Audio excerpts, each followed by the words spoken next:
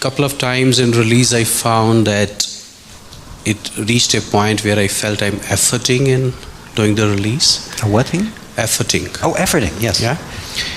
So I stopped there. Uh-huh. And when I went back to the same issue because it was important, I found everything else had already gotten released. Yes. So that was fascinating. In some cases it did not. Yes. So I have been conceptually wondering what is this, what brings up the element of efforting there? What brings up? Yes. But that's the wrong question. Okay. Because if you go looking for why you effort, all you'll do is become better at efforting. That's part of the reason that why questions are dead ends. We usually want to know why things aren't the way we think they should be, or why they're wrong or bad, or not the way we'd like them to be. And if we actually succeed in finding a reason, all that does is help us get stuck. Oh, I know why I'm this way now. Good. I can just relax and be that way. Okay. So, what I would recommend you do is be more interested in when there's no effort. Say it again. When there is no effort. Yes. Become a little more interested in that than the efforting. Okay. Since the block comes very naturally. Yes.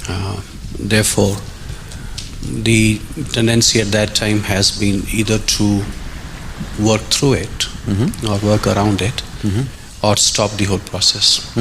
It has worked for me. I'm not saying it has not worked, but I just wanted to understand it. Yes. So could you welcome that desire to know? Yeah. And then could you just simply let it go? Yeah. Thank you. So again, what I recommend you do is, you're still being a blockhead.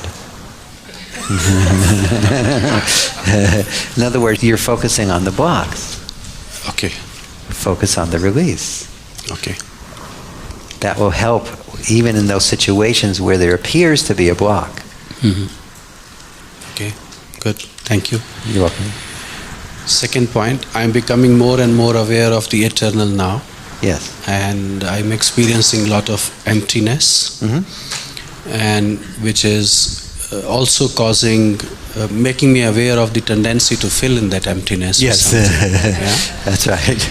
And in certain ways, while it's very relieving and joyful, and it's also at times distressing.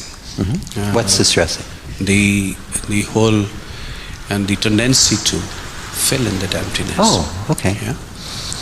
So I thought I will seek some assistance on that. Okay.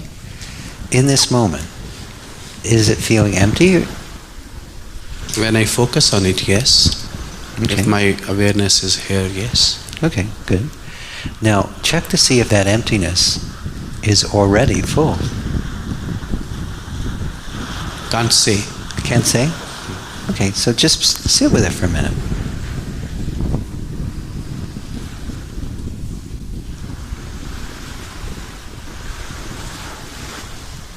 Yeah. Right. Now. Right. So, do you need to fill it up with something else? And No. that's assuming there's something to do about it. Even simpler than that, that emptiness includes everything. There's no exclusions. So you don't need to try to fill it. It not only has this sense of fullness, which is what I was pointing you to, but it already is full of all apparent things. They all appear in or on that emptiness that you are. Yeah.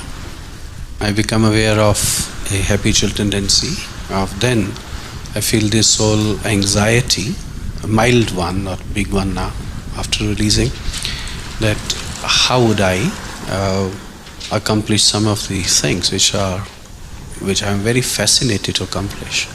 I mean, they seem to be, you mentioned yesterday with someone that there is a whole that propensity of a desire which comes like there's a propulsion and moving towards that. Yes. And I feel that, and yes. I am already in that direction, and yet when I'm experiencing this emptiness, and I almost get into a state of inaction, Yes. and therefore that anxiety. I understand. But first of all, is there any anxiety here now? Right. So that's just a memory, isn't it? Yeah. So let's deal with what's here now. And even when the body is incredibly busy, what you are is not an action. It allows for all action. That which you are never acts.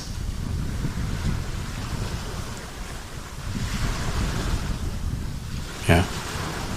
So whatever the momentum is in the body-mind, it's going to continue doing what it's doing. That's its job, to take care of itself. Yeah.